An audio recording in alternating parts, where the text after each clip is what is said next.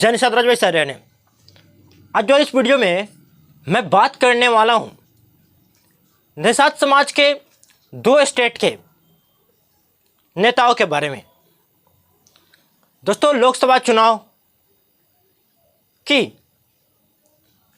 तारीखों का जैसे ही ऐलान हुआ उसके बाद सभी पार्टियों ने अपने अपने उम्मीदवार उतारने शुरू कर दिए।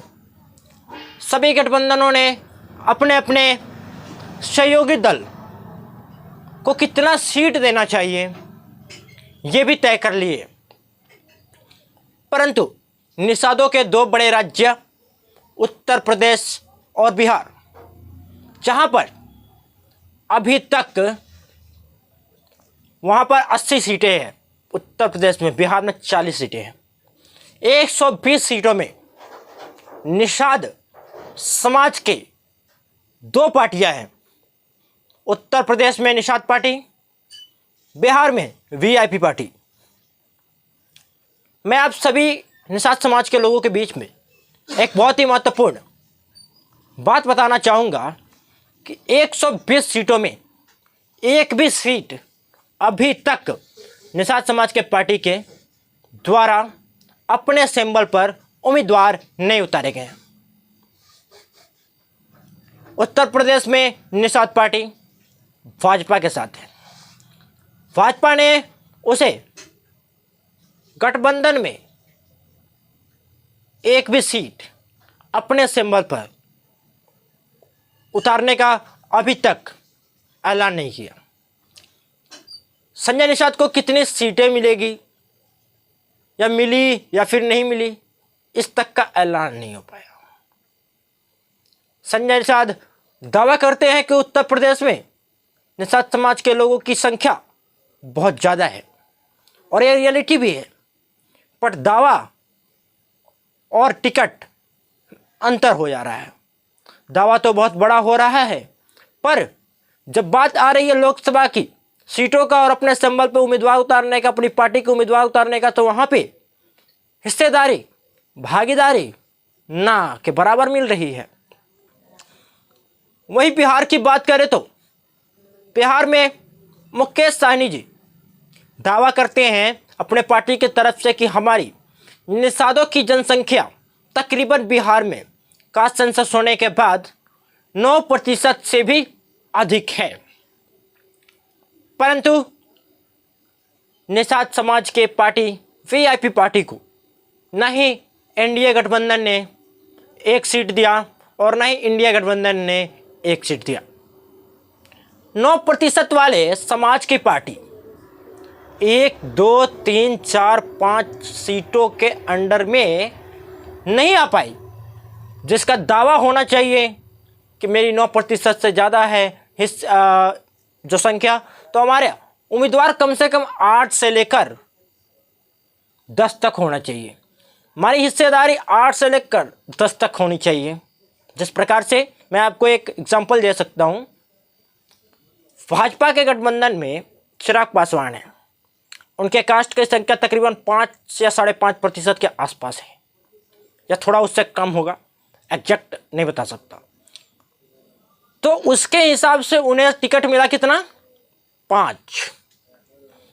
तकरीबन उनकी जितनी हिस्सेदारी, जितनी भागीदारी, उतना उनको टिकट मिल गया, जिनकी जनसंख्या होती उतनी। पर अगर सच में सही में निषाद समाज की जनसंख्या 9% से अधिक है, तो आखिर वीआईपी पार्टी को भाजपा की तरफ से 5 सीट भी क्यों नहीं दी गई, 6 सीट भी क्यों नहीं दी गई, 7 सीट भी क्यों नहीं दी गई, 4 सीट भी क्यों नहीं दी गई, 3 सीट भी क्यों नहीं दी गई, क्यों नहीं दी गई? ये एक बहुत ही बड़ा सवाल है। और तो और वीआईपी पार्टी, ऐसी बात नहीं है, अगर भाजपा उन्हें जनसंख्या के हिसाब से अगर 7 सीट 6 सीट देती तो मुकेश सहनी सभी आरक्षण के मुद्दे को बगल में रख के तुरंत गठबंधन कर लेते। परंतु सीट देने के लिए तैयार कितनी है भाजपा? 1। आरजेडी कितने देने के लिए तैयार है? एक। आखिर क्यों?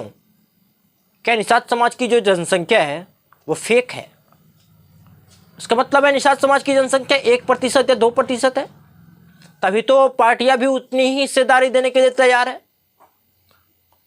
जिस प्रकार से बात कर रहे हैं संजय निषाद जी की हमारी जनसंख्या बहुत ज़्यादा है, पर उन्हें अपने सिंबल पर मिला 0 सीट, एक भी नहीं। इसका मतलब केवल दावा हो रहा है, यानी आपकी जनसंख्या केवल 1 या 2% है उत्तर प्रदेश में भी, इसलिए तो आपको अपने पार्टी के हिसाब से एक भी सिंबल नहीं मिला। आपका उम्मीदवार आपके पार्टी के सिंबल से नहीं उतरा। आप अगर बोल रहे मेरा 13-14% है जनसंख्या उत्तर प्रदेश में, आपको 5 सीटें भी तो नहीं मिली। जैन चौधरी की जाट समाज की पार्टी है, उसको तो मिल गई, आपको क्यों नहीं मिली? क्वेश्चन निषाद समाज को पूछना चाहिए अपने नेताओं से, जो कि बड़े बड़े दावे करते हैं, जाकर सोशल मीडिया पर फैलाते हैं, राजनीतिक पार्टी गठबंधन में जाकर फैलाते हैं, राजनीतिक संगठन में जाकर फैलाते हैं, राजनीतिक मंच जब सजते हैं तो वहाँ पर फैलाते हैं जो बातें वह सही रूप में उभर कर निकल रही है कि नहीं, सही रूप में साबित हो पा रहा है या नहीं, वो भी तो देखना चाहिए ना। मुकेश सहनी जी अभी भी आस लगाए बैठे हैं कि हमें 1 या 2 सीट या 3 सीट मुझे इंडिया गठबंधन या आरजेडी गठबंधन दे दे तो पलक पावड़े बिछाए उनके स्वागत में, उनकी सेवा में मैं चला जाऊंगा। इसका मतलब क्या है? आपको अपने निषाद समाज की जनसंख्या पर, आपको निषाद समाज के आत्मबल विश्वास पर, उनके जो कसम दिलाया था अपने गंगा जल लेकर, उस पर भरोसा आपको नहीं है, तभी तो किसी और से मांगने के चक्कर में पड़े हैं। और मांग भी आप उससे रहे हैं जो जिसका एक भी सीट निकलने वाला नहीं है। यह अनुमानित मैं बोल रहा हूँ, शायद ये सच भी हो जाए। अगर ये सच होगा तो वीडियो उस दिन देखिएगा मेरा, जिस दिन नतीजे आएंगे लोकसभा के। और मुकेश सहनी जी इंतजार में अभी भी है। पहले चरण के सभी नामांकन भी हो गए हैं, दूसरे चरण के नामांकन भी हो गए, आज पप्पू यादव ने नामांकन भी कर दिया अपना, पर मुकेश सहनी अभी इंतजार कर रहे हैं। राजनीति में उतरे तक नहीं है, अभी लोकसभा के चुनाव में उतरे तक नहीं है, अभी कदम नहीं रखा उन्होंने।